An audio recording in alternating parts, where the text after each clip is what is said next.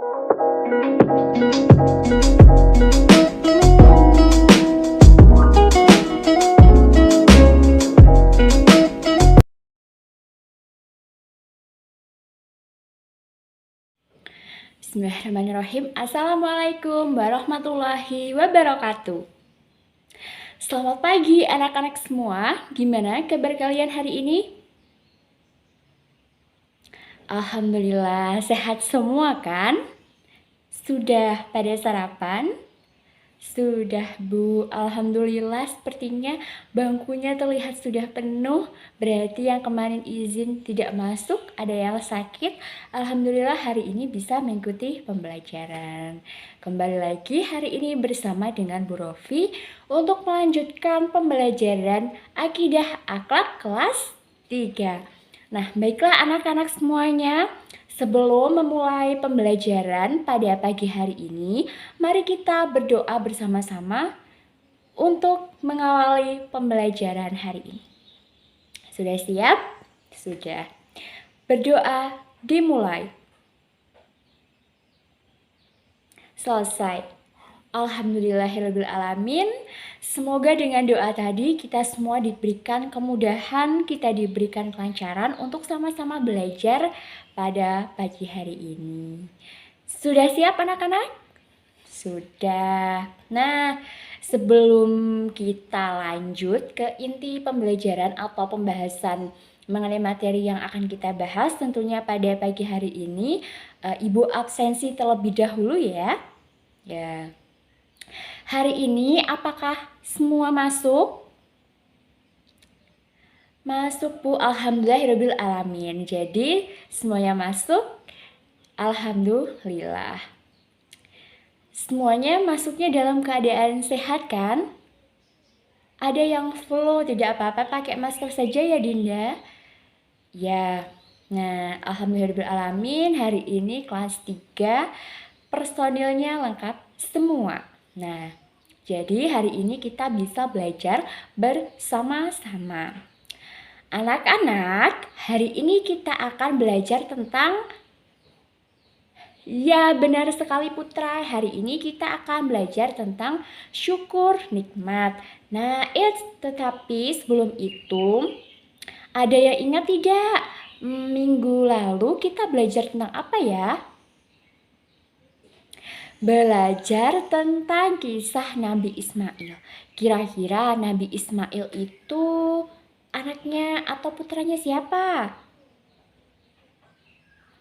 Oh iya, maksudnya adalah anak dari Nabi Ibrahim alaihissalam. Nah, Nabi Ismail itu dan juga Nabi Ibrahim itu sangat besar sekali andilnya dalam sejarah Idul Adha atau Hari Raya Kurban. Karena apa? Ada yang tahu? Iya Putra? Iya, karena Nabi Ibrahim mendapatkan mimpi untuk menyembelih anaknya sendiri, yaitu Nabi Ismail alaihi salam. Tetapi, apakah benar-benar disembelih? Tidak, yaitu diganti dengan domba. Nah, itulah yang menjadi awal atau cikal bakal dari terlaksananya ibadah kurban bagi umat Islam. Selain itu, selain ibadah kurban, Nabi Ismail dan juga Nabi Ibrahim itu berandil besar dalam membangun Ka'bah. Jadi, kita sebagai umat muslim saat ini harus syukurnya karena kita sudah tinggal menikmati, tinggal melihat saja Ka'bah itu sendiri. Kita dulu tidak ikut membangun. Bayangkan saja kalau dulu kita ikut membangun ya anak-anak, kita hidup pada zaman itu, ya mungkin ya kehidupan sekarang tidak seperti ini gitu. Jadi semuanya sudah diatur oleh Allah Subhanahu wa taala. Nah, Ibu tanya nih, apakah sudah ada yang di rumah sudah mulai berbakti kepada orang tua, menghormati orang tua, kemudian selalu membantu?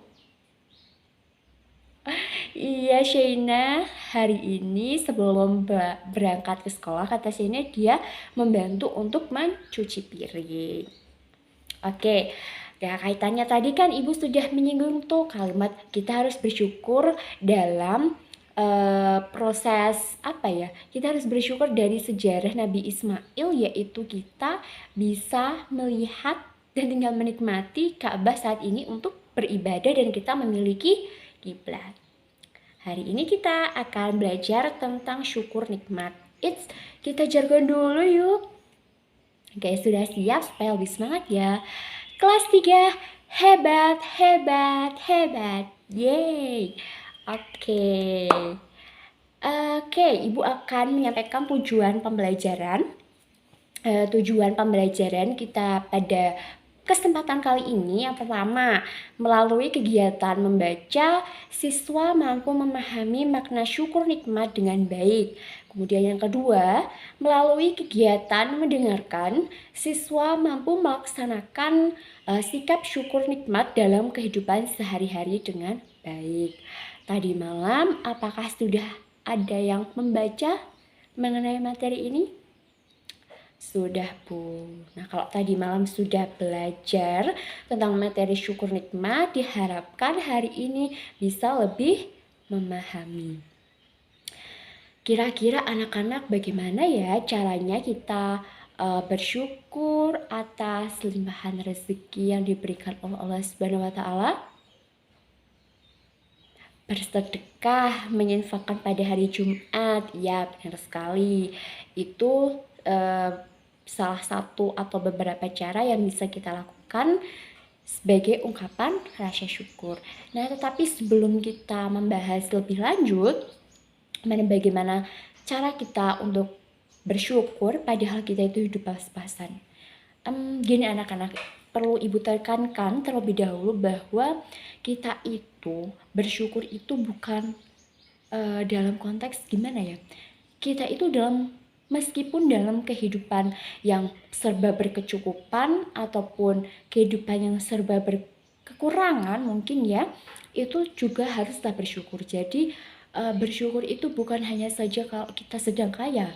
Kebanyakan orang seperti itu, bersyukur ketika hanya mendapatkan rezekinya biasanya mereka menganggapnya adalah uang, mendapatkan uang banyak, baru mereka bersyukur. Padahal itu salah atau tidak? Salah. Oke, kita bahas terlebih dahulu apa itu pengertian syukur nikmat. Syukur nikmat itu bisa diartikan sebagai salah satu rasa berterima kasih kepada Allah Subhanahu wa taala atas limpahan rezeki, atas limpahan nikmat yang diberikannya kepada kita semua dalam kehidupan sehari-hari sehingga kita bisa melaksanakan kegiatan kehidupan di dunia dengan baik. Waduh Bu, kemarin itu ada tetangga saya yang katanya itu sudah hidupannya sangat mepet tetapi tidak mau beribadah, tidak mau bersyukur, dan kadang ketika diberikan rezeki oleh Allah itu dia tidak mau berbagi. Itu namanya dia tidak syukur nikmat. Kenapa? Yaitu tadi tetangganya itu hanya mensyukuri kalau ada rezeki. Tapi kalau tidak ada biasanya apa? Mengeluh. Ya, itu kebanyakan orang seperti itu. Ya, ya Putra. Ya berarti sepertinya Putra sudah membaca tentang materi ini ya Bu. Macam-macam syukur itu apa saja Bu? Bagaimana cara kita mengimaninya ya?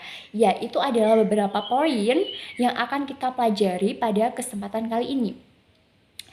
Yang pertama tadi kan kita sudah mempelajari bersama tentang apa sih pengertian dari syukur nikmat. Kemudian kita di syukur nikmat adalah rasa terima kasih. Bagaimana kita mengekspresikan ucapan terima kasih, rasa terima kasih kita kepada Allah Subhanahu wa taala? Ya tadi sudah disinggung, itu juga termasuk beberapa cara kita berterima kasih, yaitu berbagi dengan orang lain, kemudian bersedekah. Tetapi anak-anak, meskipun kita tidak bilang, tidak berteriak-teriak, ya Allah terima kasih atas segala rezeki, itu orang-orang ada biasanya yang teriak-teriak di tebing itu supaya terdengar. Tidak usah seperti itu. Itu kira-kira boleh atau tidak ya anak-anak? Ya, kalau Ibu Rofi setuju itu tidak boleh. Kenapa? Karena pada dasarnya karena kita berdampingan, kehidupan antara kehidupan dunia dan akhirat itu sangatlah dekat sekali, dan Allah Subhanahu wa taala itu kan yang menciptakan manusia. Jadi beliau tahu seluk-beluk dari manusia satu dengan manusia lainnya. Tidak usah berteriak. Kita mungkin kayak ngomong dalam hati pun Allah sudah tahu. Jadi ketika kita sholat, ataupun ketika sedang berzikir, ataupun ketika sedang berduduk seperti ini, dalam hati kita berucap, ya Allah terima kasih Engkau telah memberikan rezeki. Tahu atau tidak? Kira-kira Allah tahu apa tidak? Tahu. Nah, jadi kita tidak perlu untuk menguar-nguarkan sampai teriak-teriak di tebing, atau bahkan menguar-nguarkan kepada tetangga-tetangga yang lainnya. Itu tidak perlu dilakukan. Itu namanya adalah sifat sombong. Oke, kita lanjut ya. Untuk macam-macam dari syukur nikmat itu dibagi menjadi 3. Yang pertama adalah nikmat jasmani, yang kedua adalah nikmat rohani, dan yang ketiga adalah nikmat rezeki. Waduh, sepertinya antara rohani dan juga jasmani itu juga rezeki kan Bu ya, karena itu seperti nikmat kesehatan, nikmat ketenangan. Ya, tapi kita kupas satu persatu untuk membedakannya ya anak-anak, karena orang-orang, bahkan kita kadang-kadang itu sering menyalahartikan bahwa rezeki itu adalah uang saja, padahal bukan. Oke, kita bahas satu persatu. Yang pertama itu adalah tentang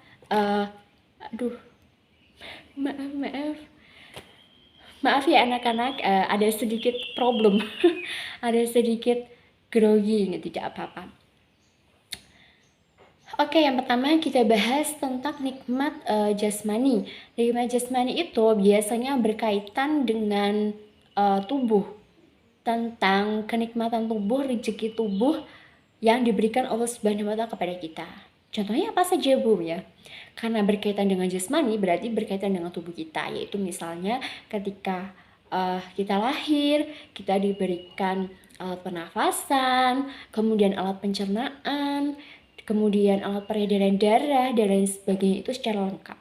Kita diberikan 2 tangan, kemudian mata yang bisa melihat, hidung yang bisa mencium, dan lain sebagainya. Itu adalah nikmat jasmani. Iya Cynthia. Lalu Cynthia bertanya, Bu, jadi kalau ada orang atau bayi yang lahir, kemudian dia memiliki kelainan, misalnya jarinya hanya ada 4, itu apakah Allah tidak memberikan nikmat jasmani kepada dia? Oke, Ibu jelaskan terlebih dahulu ya anak-anak. Pada dasarnya anak-anak itu juga bukan masih ya, jadi memang dianggap itu adalah nikmat jasmani. Kenapa? Loh, kan dia tidak memiliki jari yang lengkap Bu. Yaitu adalah sudah ketentuan. Kan kita sudah pernah belajar kan bahwa antara kita lahir, hidup, mati itu sudah ada yang mengatur. Jadi kita lahir ke dunia dengan kondisi mungkin anggota tubuh yang tidak lengkap, itu juga sudah diatur. Yaitu kita harus tetap mensyukurinya, dan itu juga masih sudah bukan lagi suatu ujian, tapi melainkan kita anggap saja kalau misalnya naudzubillah min dzalik ada keluarga yang seperti itu, kita anggapnya itu adalah nikmat jasmani saja. Kita anggap itu adalah nikmat yang diberikan Allah Subhanahu wa taala kita. Kenapa? Karena mungkin si anak ini nanti akan mendatangkan ladang pahala bagi keluarga yang lainnya, akan mendatangkan rezeki yang besar bagi keluarganya. Jadi jangan sampai kita menjudge atau beranggapan bahwa orang yang tidak memiliki anggota tubuh lengkap itu akan menyusahkan orang lain. Ya memang ketika dia tidak mampu untuk mencukupi, ataupun mungkin misalnya makan saja tidak bisa, atau masih membutuhkan bantuan orang lain, tetapi kita anggapnya sebagai rezeki, kita anggapnya sebagai nikmat, supaya Allah Subhanahu wa Ta'ala benar-benar mempermudah jalannya. Karena setelah kesulitan itu pasti ada kemudahan, dan itu adalah setelah adanya ujian atau cobaan pasti akan ada hikmahnya, pasti akan ada kesenangan, akan ada kebahagiaan yang akan didapat. Jadi seperti itu ya Cynthia, sudah bisa dipahami? Sudah bisa. Itu tadi. Jadi meskipun anggota tubuh yang kurang lengkap atau mungkin organ-organnya kurang lengkap, jadi kita tetap mensyukurinya, dan itu termasuk ke dalam kategori nikmat jasmani. Lalu ada yang tahu tidak bagaimana cara kita untuk mensyukuri dari nikmat jasmani itu sendiri? Menjaga kesehatan.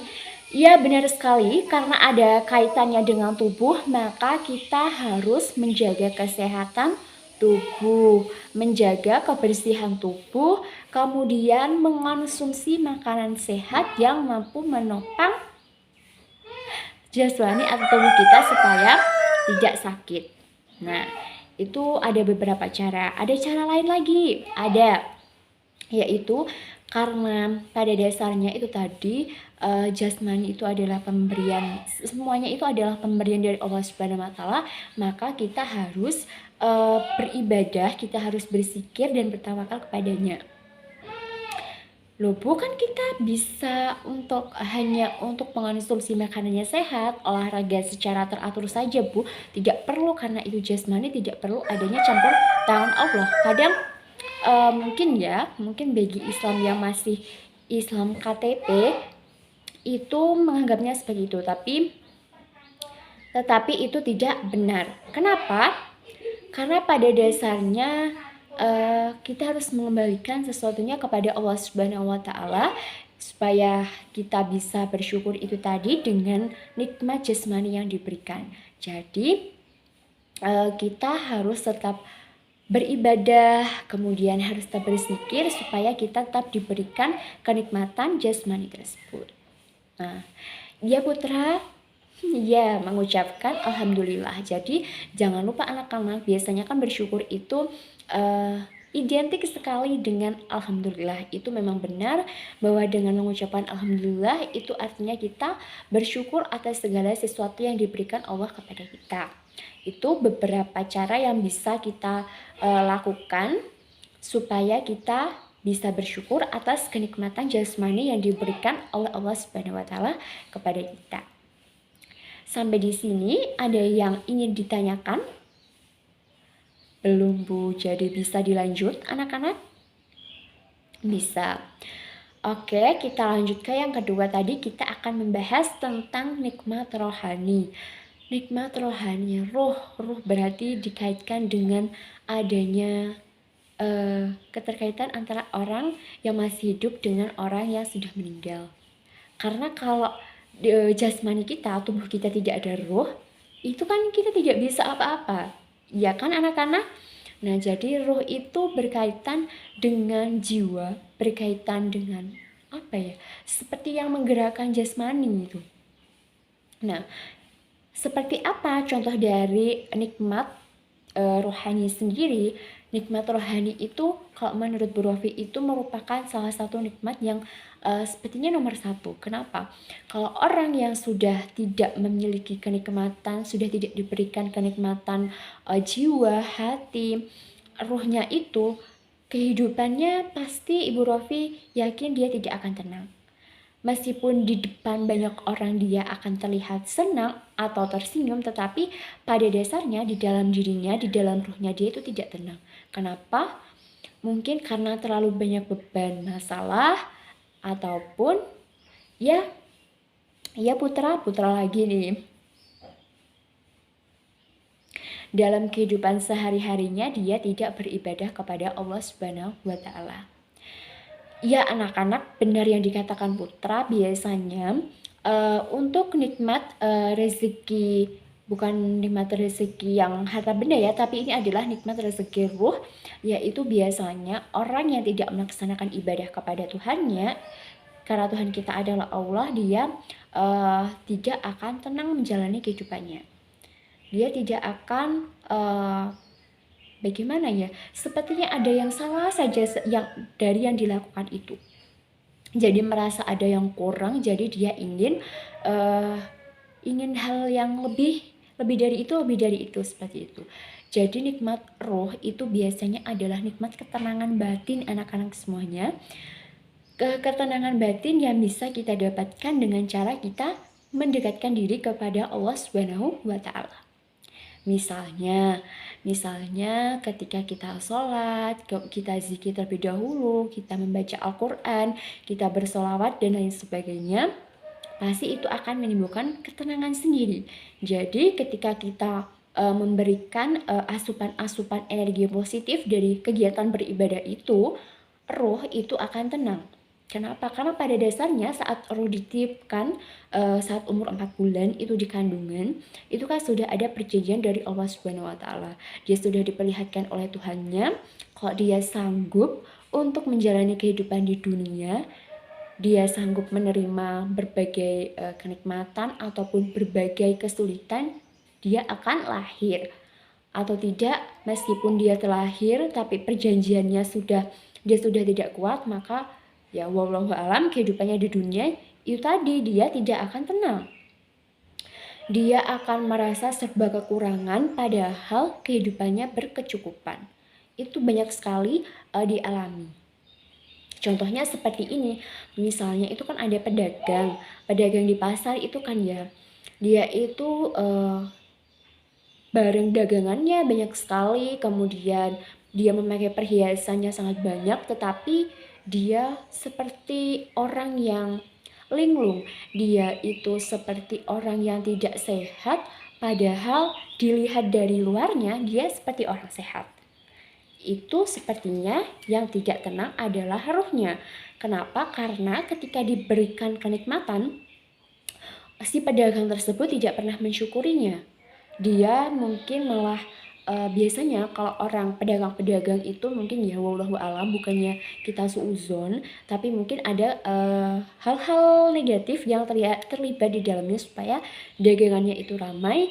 Jadi mau tidak mau dia harus melaksanakan apa perjanjian dari hal-hal yang negatif tersebut. Hal-hal negatif di sini tidak perlu dijelaskan kan anak-anak? Ya Bu. Oke, kita lanjutkan ya. Itu tadi beberapa contoh mengenai orang yang tidak pernah mensyukuri kenikmatan roh. Padahal kehidupan di dunia ini yang lebih utama menurut Bu Rofi dan berdasarkan buku yang pernah Ibu baca, bahwa ketenangan atau nikmat yang paling utama itu adalah nikmat ruh. Kenapa? Kalau ruhnya saja tidak tenang, maka itu akan berpengaruh buruk terhadap si jasmani tadi. Sehingga kalau jasmaninya terganggu, otomatis ruhnya itu sangat terganggu sekali. Seperti itu. Lalu bagaimana cara kita untuk mensyukuri nikmat dari rohani ini sendiri? Yang pertama itu tadi kuncinya, yaitu dengan kita beribadah kepada Allah Subhanahu wa taala dengan berzikir. Yang kedua, kita selalu mengucapkan alhamdulillah. Jangan lupa kan itu di setiap Ramadan itu kan ada zakat fitrah untuk mensucikan diri. Jadi di situ jangan lupa kita untuk melakukan zakat. Kemudian bagaimana untuk menimbulkan ketenangan rohani kita? Ya, sebenarnya kunci yang paling utama itu adalah kita kembali berdoa kepada Tuhan. Tetapi mungkin misalnya dalam kehidupan sehari-hari, setelah kita melaksanakan poin yang 1, 2, 3 tadi, kita sudah beribadah dan lain sebagainya. Mungkin dalam kehidupan sehari-hari, misalnya putra nanti di jalan ketemu dengan orang yang mau menyeberang tetapi tidak jadi.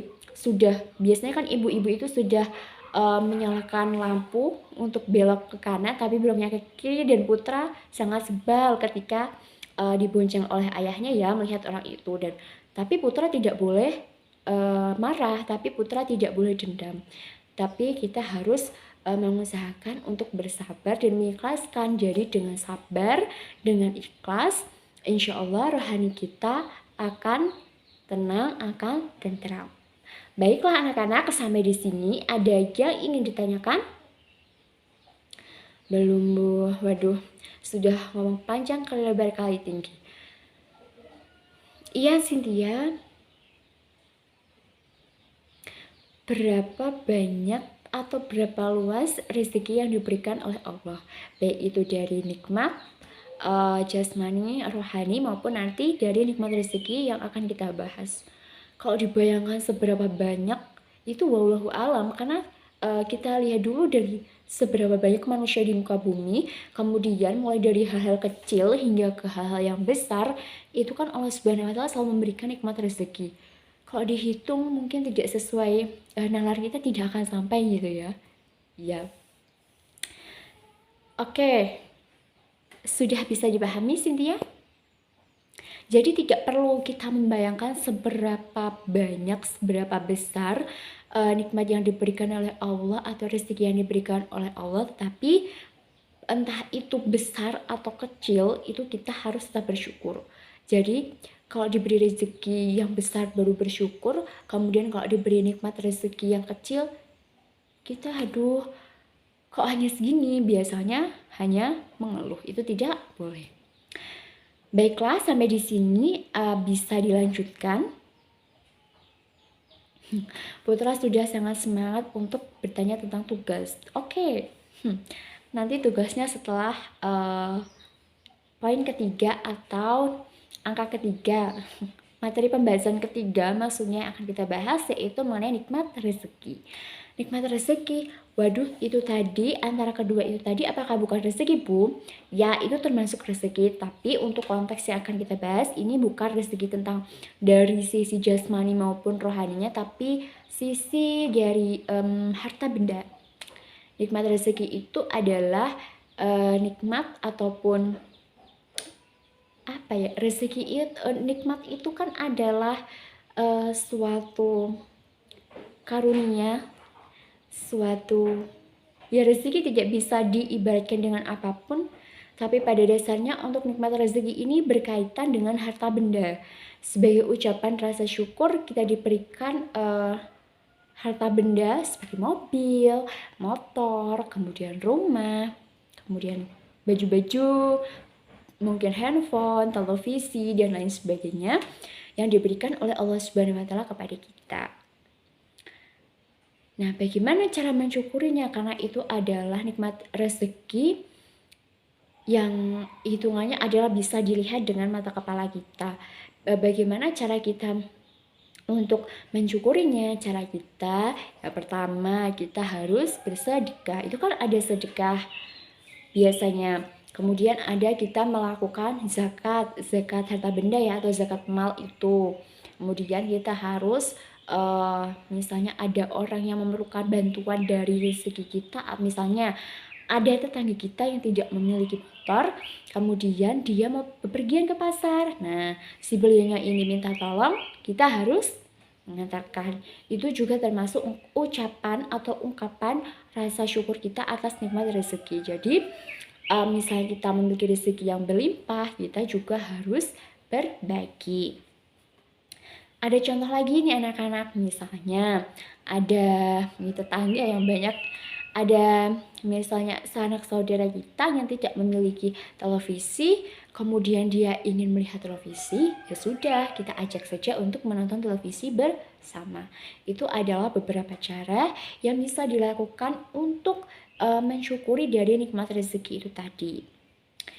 Tapi jangan lupa, meskipun ini adalah nikmat rezeki yang berupa harta benda, tapi kan sumbernya dari Allah Subhanahu wa Ta'ala. Jadi kita juga bisa mensyukurinya dengan cara melakukan ibadah, mengucapkan alhamdulillah, sholat 5 waktu. Baiklah, sampai di sini apakah ada yang ingin ditanyakan? Tidak. Oke, Bu Rofi perlu tegaskan seperti ini anak-anak.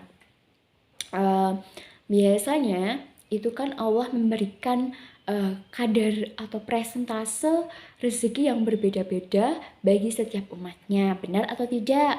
Benar.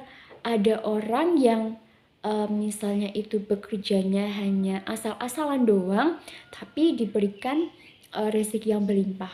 Dia tidak mau beribadah, rezekinya mengalir terus.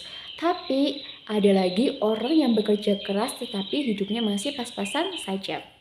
Waduh, bagaimana ya? Berarti Allah tidak adil dong. Jangan seperti itu. Maksudnya gini anak-anak, Allah memberikan kadar rezeki atau nikmat itu tadi yang berbeda-beda. Dengan apa? Dengan tujuan supaya antara manusia satu dengan manusia lainnya bisa saling tolong menolong, bisa saling membantu. Jadi mungkin kalau Adi tanya, waduh orang yang tidak beribadah saja diberikan rezeki, itu bagaimana Bu? Sebenarnya itu bukan rezeki ya anak-anak. Ibu pernah baca bahwa itu sebenarnya adalah ujian kenapa dia diberikan rezeki tanpa bekerja, tanpa beribadah. Itu sepertinya dia Allah akan mengujinya. Ujiannya di situ. Nah, hingga suatu saat nanti bisa saja si harta bendanya, nikmat itu tadi diambil. Oke, sampai di sini kita harus tetap bersyukur. Kita tidak perlu membeda-bedakan, waduh si A ini kaya, kenapa aku belum? Tidak boleh seperti itu. Jadi harus tetap kita bersyukur. Oke, ada yang ingin ditanyakan? Oke, kalau tidak ada yang ditanyakan, seperti biasa, kita langsung tugas. Tugasnya adalah, coba deh kalian tuliskan. Kayaknya satu paragraf aja, itu cerita tentang, kayaknya tentang cerita dulu ya Bu. Gak apa-apa sih, supaya tingkat berpikir kreativitas kalian itu juga muncul. Coba kalian tuliskan pengalaman, misalnya kalian mensyukuri pernah diberikan rezeki, mulai dari rezeki jasmani, misalnya kalian sakit sudah lama terus diberikan kesembuhan, terus mulai dari kalian bagaimana mensyukuri nikmat rohani ataupun nikmat rezeki berupa harta benda tadi, diambil salah satu. Oke, sudah siap? Sudah. Oke, silakan mengerjakan. Bagaimana anak-anak, sudah selesai? Sudah Bu. Apakah ada sukarelawan? Waduh, Putra ya. Tepuk tangan untuk Putra.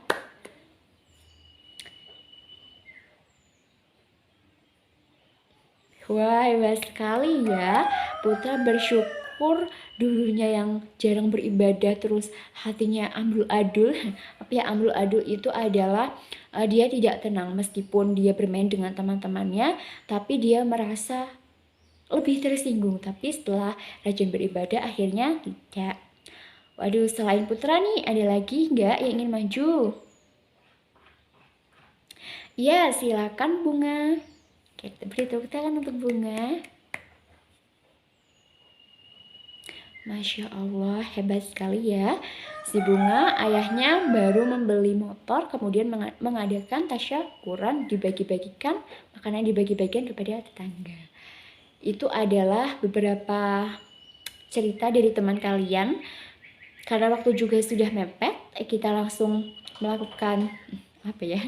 Oke, kita langsung refleksi sedikit, kita langsung simpulkan apa yang telah kita pelajari hari ini. Hari ini kita telah belajar tentang bersyukur. Bersyukur itu adalah berterima kasih.